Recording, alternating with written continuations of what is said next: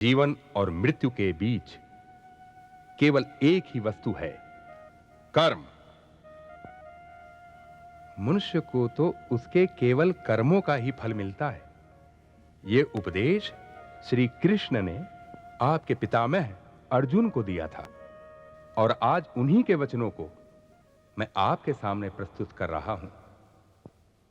नैनम छिन्दन्ति शस्त्राणि नैनम दहति पावकः न चैनम क्लेदयन्त्यापो न शोषयति मारुतः। अर्थात आत्मा अमर है, अजर है, अविनाशी है, उसका अंत नहीं होता। न अग्नि उसे जला सकती है, न जल उसे भिगो सकता है, न वायु उसे सुखा सकती है, न ही कोई शस्त्र उसे काट सकता है। राजन, अपने मन से हर प्रकार का भय निकाल दीजिए, ईश्वर पर आस्था रखिए, उसकी शरण में जाइए।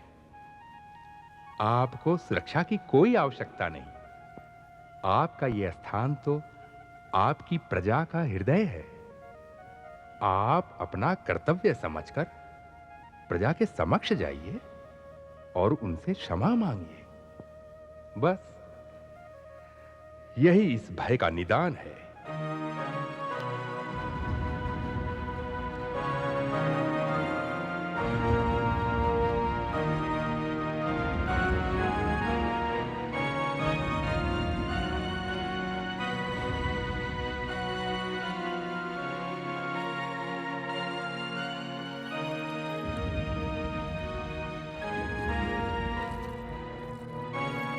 महाराज, कहां जा रहे हैं आप? जहां हमें बहुत पहले जाना चाहिए था। हम अपनी प्रजा के सामने जा रहे हैं। किंतु महाराज, आप वहां नहीं जा सकते। कौन रोकेगा हमें? मैं इस राज्य का सेनापति हूं। आपकी सुरक्षा का दायित्व तो मुझ पर है। आप ये कक्ष छोड़कर बाहर नहीं जा सकते। ये युवराज का आदेश है। राजा युवराज हैं या हम? आप तो आदेश किसका माना जाएगा, युवराज का या हमारा? आपका। तो हट जाओ हमारे सामने से, हट जाओ।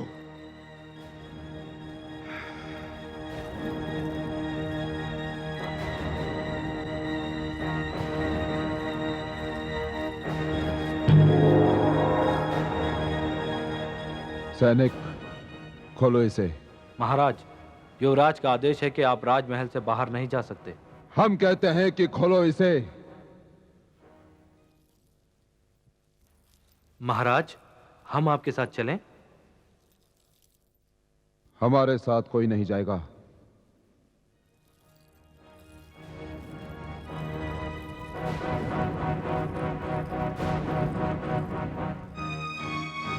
युवराज, अनर्थ हो गया।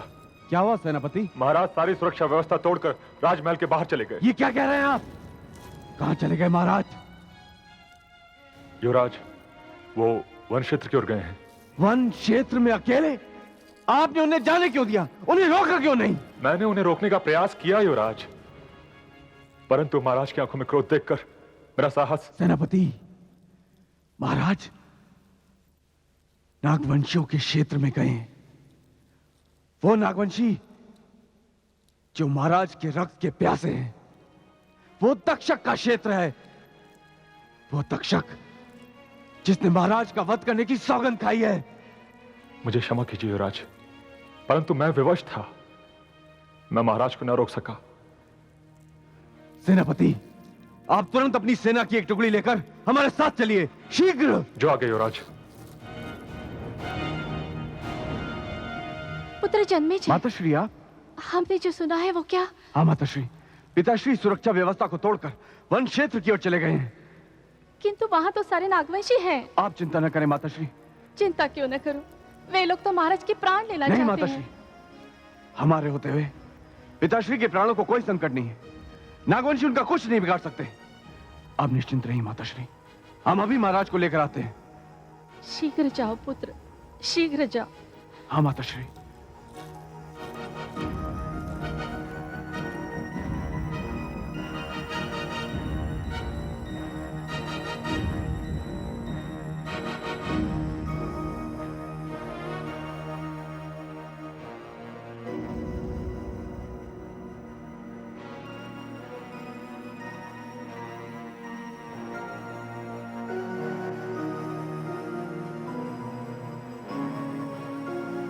महाराज, महाराज, महाराज, लगता है महाराज अपने कक्ष में नहीं है, कहीं गए हुए हैं। मैं अभी देखता हूं। कोई है? सैनिक। प्रणाम राजपुरोहित जी। महाराज अपने कक्ष में नहीं है। तुम्हें पता है कहां गए हैं? आपको पता नहीं राजपुरोहित जी? नहीं। महाराज तो सारी सुरक्षा के घेरे को तोड़कर निकल गए हैं राजमहल से। क्या? जी हाँ। सुरक्षा को तोड़कर निकल गए हैं? किंतु कहां? महाराज नागवंशियों के क्षेत्र में अकेले ही गए हैं। नागवंशियों के क्षेत्र में? जी हाँ। ठीक है, तुम जाओ। महाराज हमारे क्षेत्र में है शक्ति, अर्थात हमारा कार्य और भी सरल हो गया। हमें तुरंत अपने क्षेत्र में चलना चाहिए। चलो। ठहरो भाई, ठहरो। इतनी शीघ्रता भी क्या है जाने की? हैं? जाने से पहले मेरी स्वर्ण मुद्राएं तो देते जाओ। अब काहे की स्वर्ण मुद्राएं पुरोहित जी? हमने तो महाराज के दर्शन भी नहीं किए। दर्शन नहीं किए तो ये तुम्हारा दुर्भाग्य है। मैं तो तुम्हें राजमहल के भीतर ले आया ना।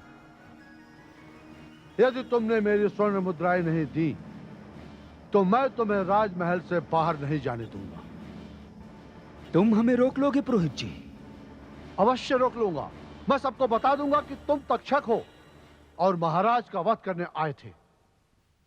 किंतु ये बताने के लिए तुम्हें जीवित रहना पड़ेगा पुरोहित। अर्थात? अर्थात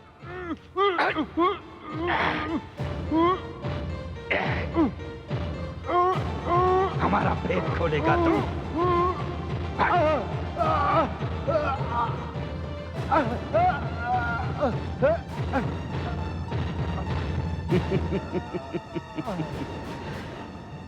अब ये कुछ भी बताने योग्य नहीं रहा शक्ति। चलो। अच्छा राजपुरोहित जी, हम चलते हैं। प्रणाम।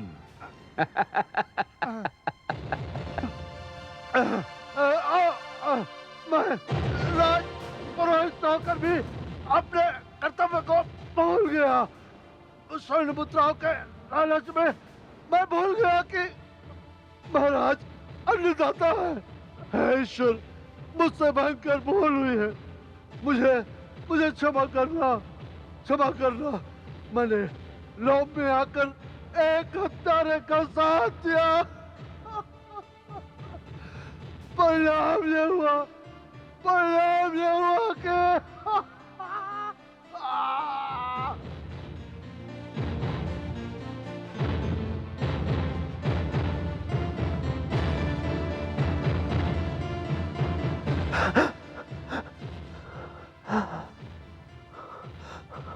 महाराज के कक्ष में राजपुरोहित की हत्या और वो ऋषि।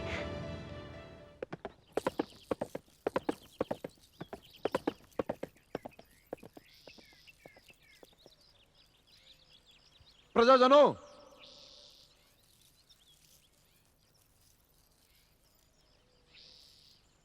गजुर प्रधान। महाराज परीक्षित, यहां कोई है इस बस्ती में? महाराज परीक्षित? कहां गए सब? परीक्षित, आज तू बच कर नहीं जाएगा। गजुर प्रधान। राजा परीक्षित, राजा परीक्षित।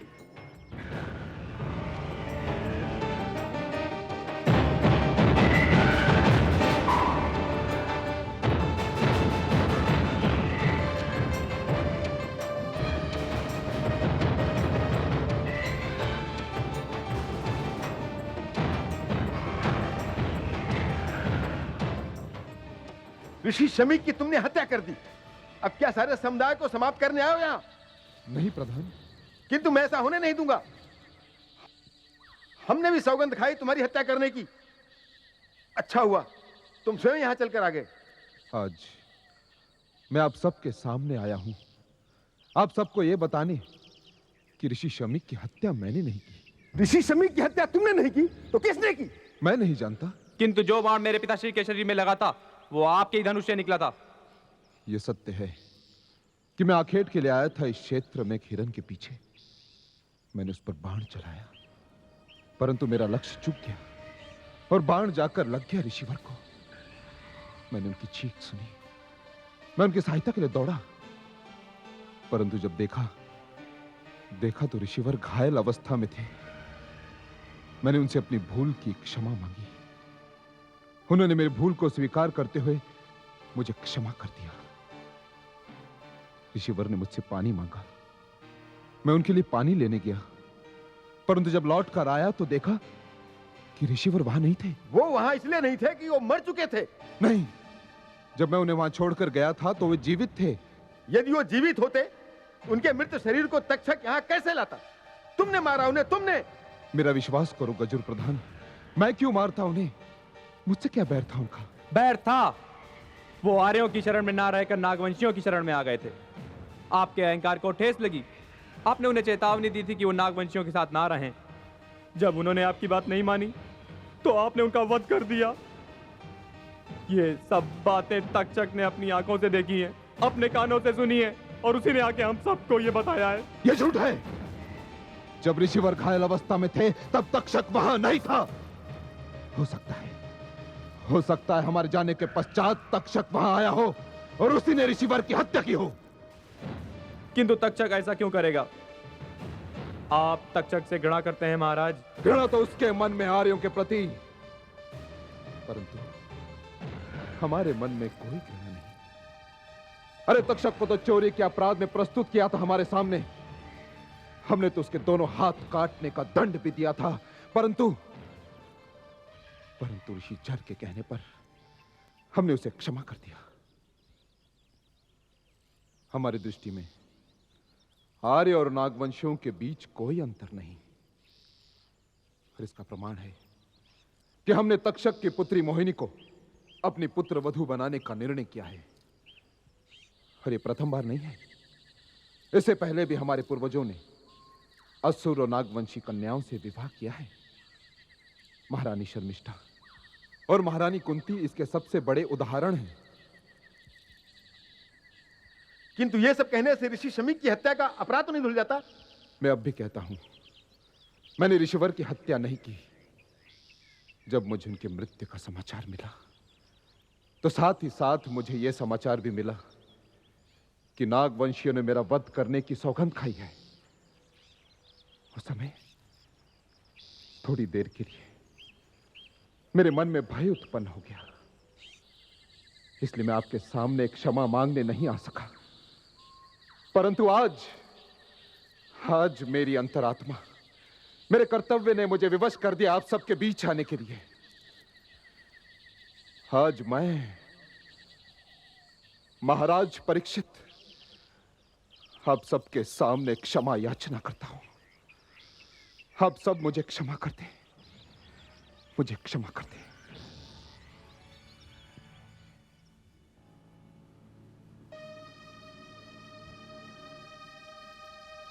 मैं मानता हूं कि वो राजा नहीं रहता जिसका प्रजा से संपर्क टूट जाए। वो राजा नहीं रहता जिसे प्रजा रक्षक नहीं भक्षक समझे।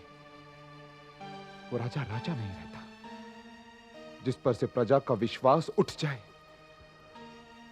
मैं आपसे फिर कहता हूं, यह अपराध मैंने नहीं किया। यदि फिर भी आपकी दृष्टि में मैं अपराधी हूं तो मुझे इसका दंड अवश्य दीजिए। जब प्रजा अपराध करती है तो राजा उसे दंड देता है, परंतु जब कोई राजा अपराध करे तो उसे दंड देने का प्रजा को पूरा अधिकार है। यदि तुम समझते हो कि मैंने तुम्हारे पिताश्री की हत्या की है तो यह लो खड़ग और कर दो मेरा वध और ले लो अपने पिताश्री की हत्या का प्रतिशोध। मैं तुम्हें वचन देता हूं कि मेरा कोई भी अधिकारी अपनी कोई भी प्रतिक्रिया व्यक्त नहीं करेगा तुम्हारे विरुद्ध।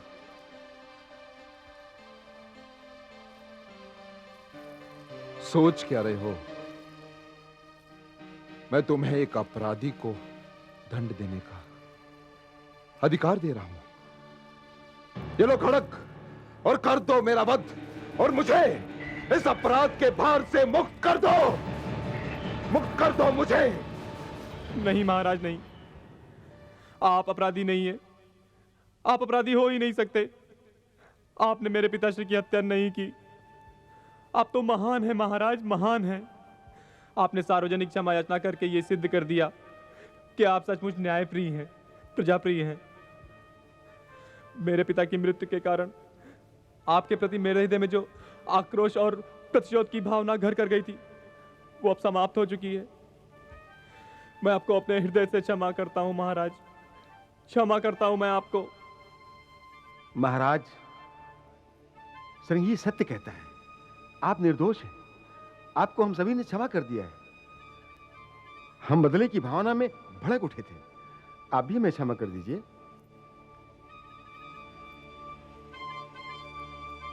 हम समस्त नागवंशी समुदाय की ओर से वचन देते हैं कि आज से आपका कोई शत्रु नहीं, हमारे मन में कोई द्वेष नहीं, हमारे मन में कोई घृणा नहीं है। यदि ये भावना किसी के अंदर पैदा हुई तो हम प्रतिज्ञा करते हैं इन्हीं हाथों से उसका वध कर देंगे। मैं सच्चे हृदय से आपका आभारी हूं और आप सबका भी आभारी हूं मैं। आज मेरे मन पर कोई बोझ नहीं। अब सबका बहुत बहुत धन्यवाद।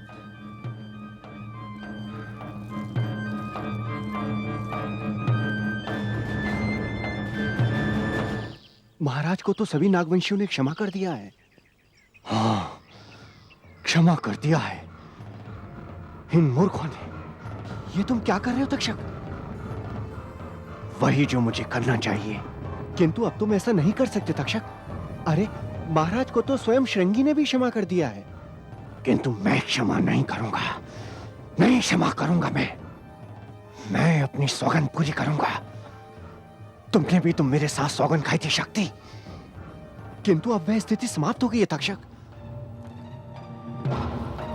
रुक जाओ तक्षक, रुक जाओ। धनुष पर चढ़ा बाण कभी रुका है? महाराज!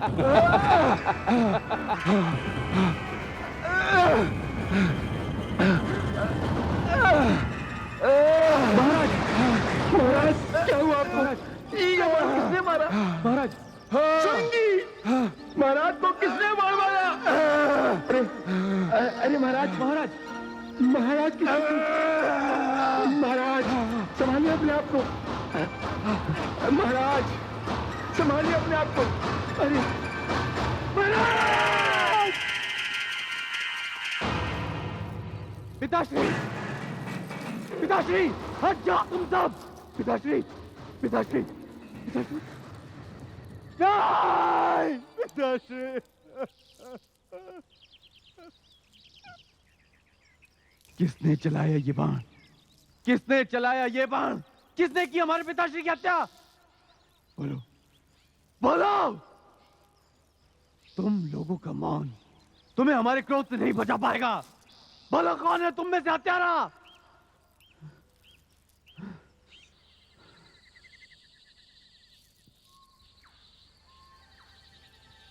तू बोल, किसने किया ये घोर अपराध? किसने की महाराज की हत्या?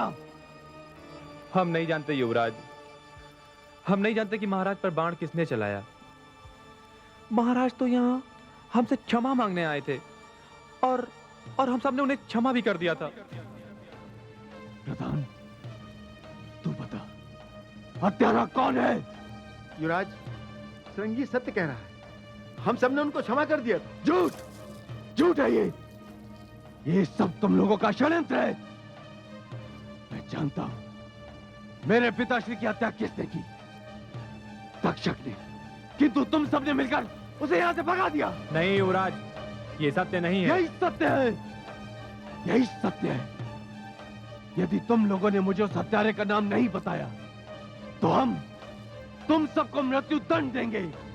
सैनिकों, इन सबको बंदी बना लो। ठहरो।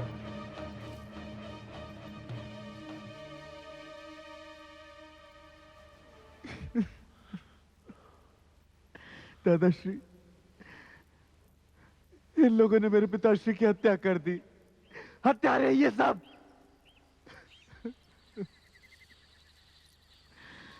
पौत्र,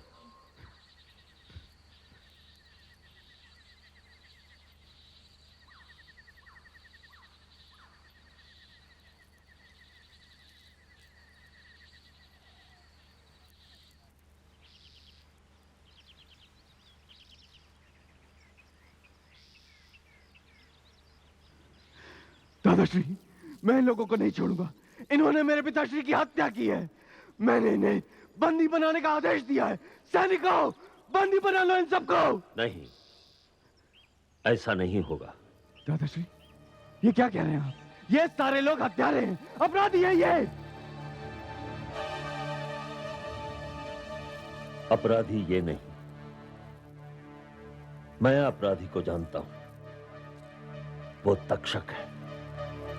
तक्षक ने ही की है महाराज परीक्षित की हत्या। किंतु अभी कुछ नहीं होगा पुत्र।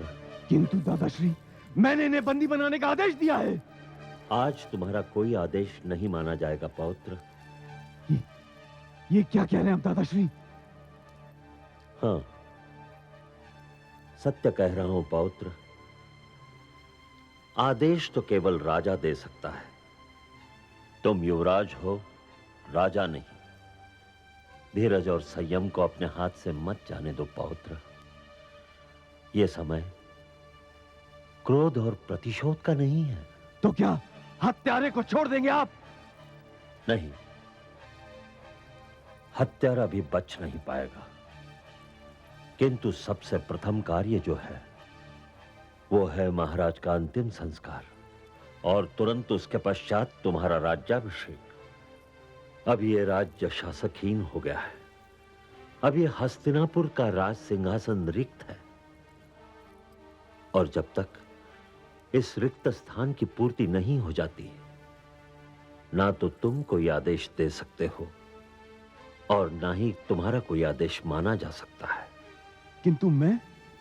पौत्र, तुम केवल युवराज हो और हम महामंत्री हैं इस राज्य के, इसीलिए हमारा आदेश माना जाएगा। तो फिर आदेश दीजिए। महाराज के पार्थिव शरीर को सम्मान पूर्वक राजमहल में ले जाया जाए।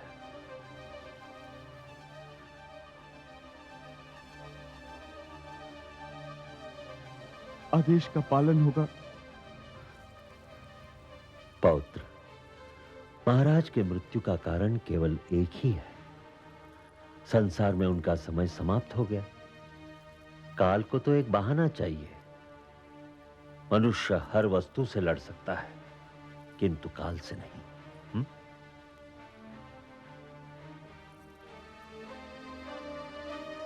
सेनापति, महाराज के पार्थिव शरीर को राजमहल में ले जाने का प्रबंध किया जाए।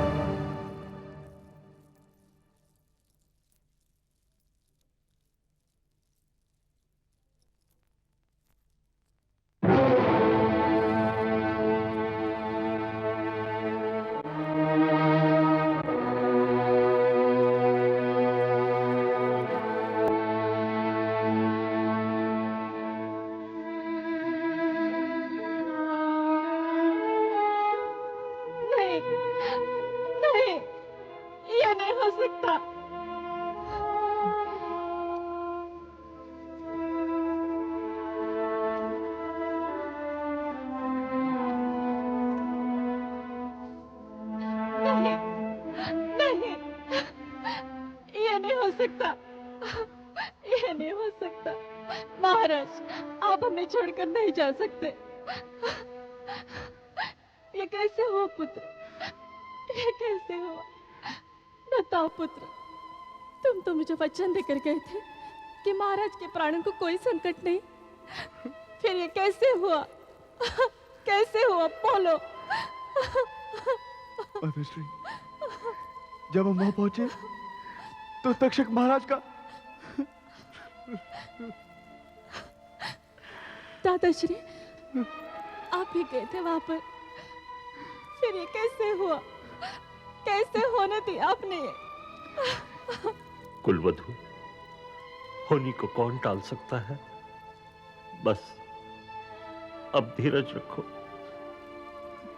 कैसे धीरज रखो दादाश्री? ये देखकर कोई धीरज रख सकता है? किंतु इसके सिवा कोई उपाय भी तो नहीं है।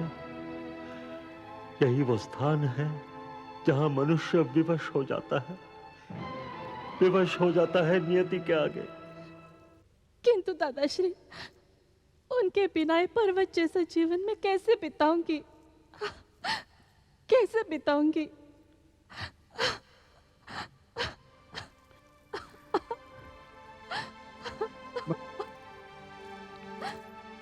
कुलवधु, कुलवधु,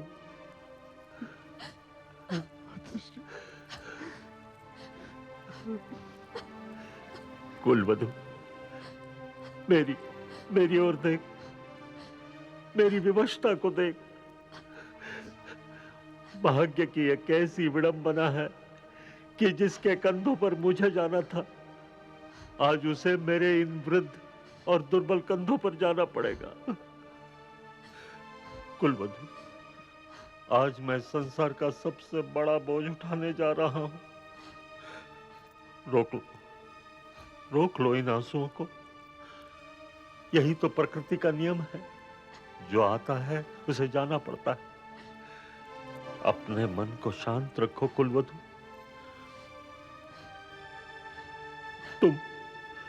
तुम उनकी अर्धांगिनी हो। उनके जाने के पश्चात तुम्हारे सर पर भी उत्तरदायित्व का एक बोझ है।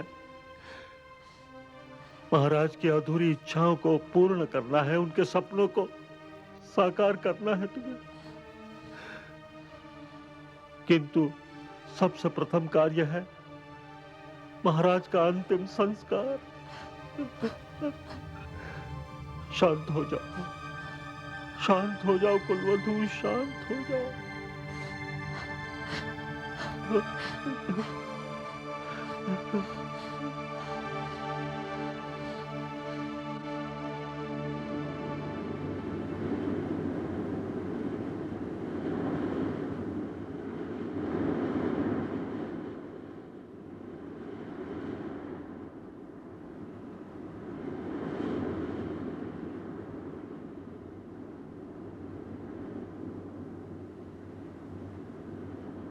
पौत्र, ये तुम्हारा अंतिम कर्तव्य है।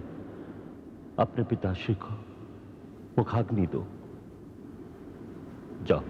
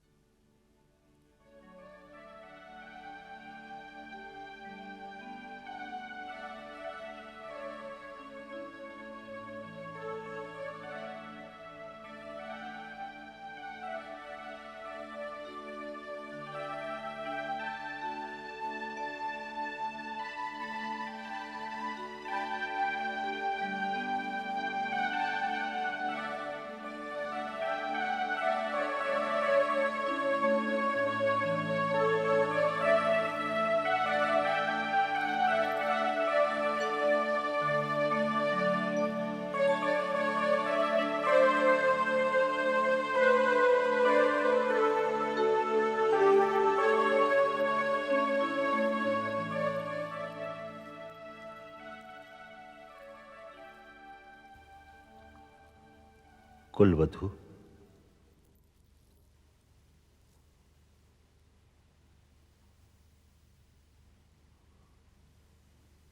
कुलवधु, जब मुख से ये शब्द निकलते हैं कि धीरज रखो, तब आंखों से आंसू बह निकलते हैं। तुम केवल महाराज परीक्षित की धर्म पत्नी ही नहीं, उनके पुत्र की मां भी हो। महाराज परीक्षित की अचानक मृत्यु से राज सिंहासन सूना पड़ा है। सबसे अनिवार्य जो कार्य है इस समय, वो है युवराज जन्मेजय का राज्याभिषेक, जिसके लिए वो तैयार नहीं है। ये तुम्हारा कर्तव्य है अपने पुत्र को समझाना, भरे और दुखी हृदय से ही सही, किंतु ये कार्य संपन्न होना है। ये महाराज परीक्षित की अंतिम इच्छा थी। वो अपने पुत्र का राज्याभिषेक देखना चाहते थे। अब यदि उनकी इस इच्छा की पूर्ति होगी तो उनकी आत्मा को शांति होगी। हाँ दादाश्री, मैं तो अपने दुख में भूल ही गई थी। महाराज की इच्छा अवश्य पूरी होगी।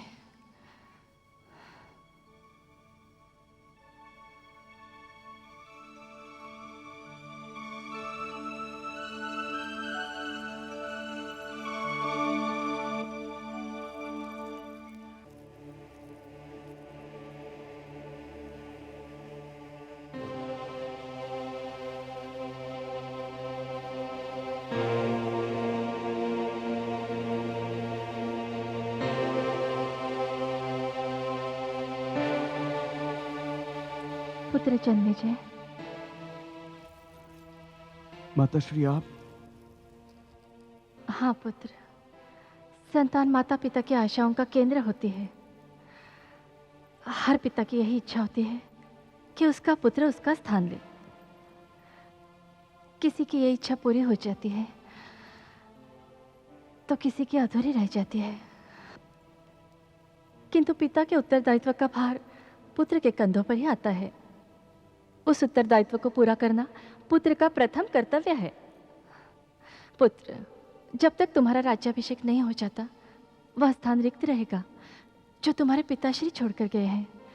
किंतु माताश्री, इस समय ये मेरे लिए असंभव है। मैं जिधर देखता हूं मुझे पिताश्री की छवि दिखाई देती है। ऐसा लगता है जैसे वो यही है, हमारे पास। कोई आहट होती है तो ऐसा लगता है कि वो आ गए।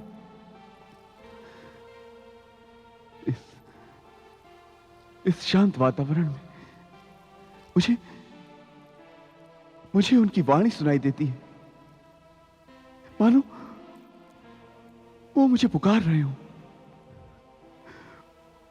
पुत्र जन्मेजय, पिताश्री।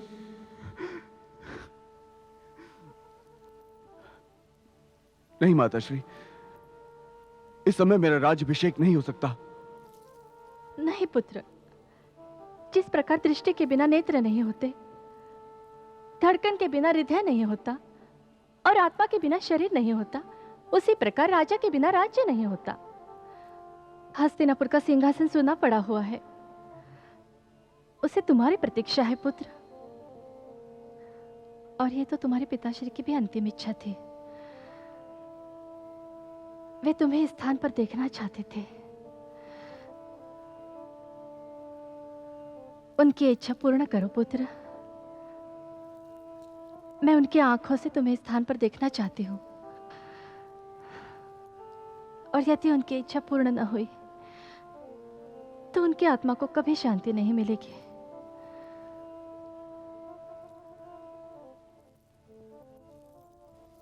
जो आज्ञा।